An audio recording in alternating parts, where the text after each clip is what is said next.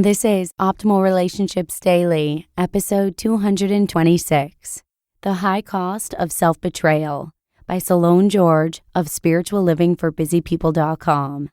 Hey, and happy Monday. Hope you had a great weekend. I'm your host, Joss Marie, and today I'm actually going to kick off our week with a post from Cylon George about self-betrayal and the toll it takes on the relationship you have with yourself. As many of you may already know, we try and keep things organized here on the show by featuring family and parenting content toward the end of the week, and then we try and keep everything else relationship-based toward the beginning and middle of the week. So with that, let's hear what Cylon has to say and start optimizing your life. The High Cost of Self-Betrayal by Cylon George of spirituallivingforbusypeople.com. Quote, "The most common form of despair is not being who you are." Soren Kierkegaard. See if this scene is familiar to you. You're with a group of friends trying to decide where to go for dinner. Everybody is afraid to be the first to suggest a place, so one person pipes up and asks you, "What did you have in mind?" You respond, "I'm fine, whatever the group decides." Others in the group follow your lead. This happens for a few minutes until one brave soul decides to suggest a Chinese restaurant up the street. Everyone follows along. There's only one problem. You hate Chinese and now feel you have no choice but to go along. You act normal but are inwardly resentful of the experience and being forced to go to a place you don't enjoy. Or how about when you're asked to give your opinion in a meeting? Do you speak up or stay quiet, even if you're overflowing with ideas? Or how about if you're with a group of coworkers who are relentlessly gossiping about a fellow coworker? Do you attempt to register your displeasure in some way, or do you simply go along? Each of these examples may seem relatively insignificant, but taken over time, you're actually diminishing your own personal power by not speaking up. Why? Because each of these instances represents an act of self-betrayal. The high cost of self-betrayal.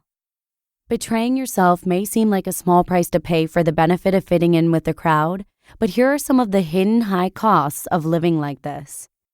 Number 1, you lose touch with your own intuition, your inner voice, your moral compass.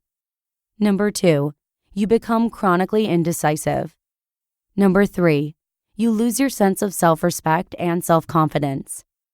Number 4, you develop a tendency towards dishonesty and inauthenticity. Number 5, you sabotage your own success because of a deep-seated belief that you're undeserving. Number 6, you become resentful. And number 7, you allow others to determine the trajectory of your life. You might say, "Come on, isn't that just a little overblown?" But if you regularly cede ground to others because you think their opinions matter more than yours, you'll slowly lose your ability to manage your own life and steer your own ship. Over time, the small decisions we make that betray the self is like a steady drip of water slowly dissolving stone. The action of the water on the stone is imperceptible in the moment, but over time, it's highly destructive. So you may be asking yourself, does me not betraying myself mean that I never compromise? Does it mean that I should always speak up and try to get my way in every situation? Some important distinctions are: number 1, self-betrayal is not the same as compromising. When a person compromises, they don't pretend to not have a clear preference. Rather, in light of their preference, they signal to another that they are willing to give ground for the sake of the relationship or some other higher purpose. A person who is betraying themselves is highly self-absorbed because they are primarily concerned about how they appear to others. They are willing to deny their own preferences to avoid discomfort and to avoid taking responsibility for their own choices. They'd much rather blame the person who made the choice for them. And number 2, living more authentically does not mean being argumentative or confrontational. Choosing to not betray yourself does not mean that you get to lecture everyone you disagree with. You don't always have to speak, and you rarely need to be confrontational. You just need to let your actions align with who you are, not with who you think others want you to be. For instance, in the former gossiping example, instead of lecturing the group about their actions, a person caught in this situation may tactfully attempt to change the subject or simply remove themselves from the conversation. This way, you can quietly and calmly register your preference or complaint without trying to impose your will or get your way. Furthermore, people in the group will notice that you've taken a stand and may even be inspired to rethink their own choices. Reclaiming your birthright form. In his book, A Hidden Wholeness, Parker Palmer asserts that we all arrive on Earth with souls in perfect form. We arrive on Earth as the purest version of ourselves, free from influences from without and within that attempt to draw us away from our authentic selves. Palmer calls this our birthright form. Most of us don't consciously decide to betray ourselves. We simply desire to protect ourselves against such forces. But in trying to protect ourselves, we give up our birthright in order to blend in. Palmer powerfully describes our challenges and opportunities as, quote, "The powers and principalities would hold less sway over our lives if we refuse to collaborate with them.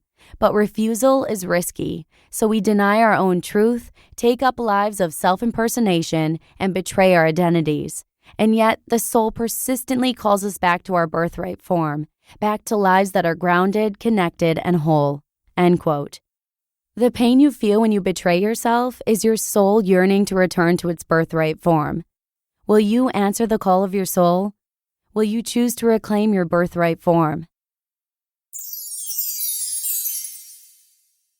You just listened to the post titled, "The High Cost of Self-Betrayal" by Cylon George of spirituallivingforbusypeople.com. Sometimes we can get so wrapped up in the details of our relationships with those around us that we forget about the most important relationship of all, the one we have with ourselves. So thank you so much to Cylon for sharing your advice. I'm going to try and be more mindful of this moving forward. And it's actually pretty easy to share Cylon's episode if that's something you'd like to do. If you're using Apple Podcasts, you can share the episode by clicking on the 3 dots icon that is just to the right of the episode title and author, and then selecting Share Episode. But for those of you who are not listening through Apple Podcasts, you can share the show by simply sending our link to your friend. The link is oldpodcast.com/listen. But for now, that's all I've got. So have a great rest of your day, and hopefully I'll see you again tomorrow with a post from Dr. Diana Kirshner, where your optimal life awaits.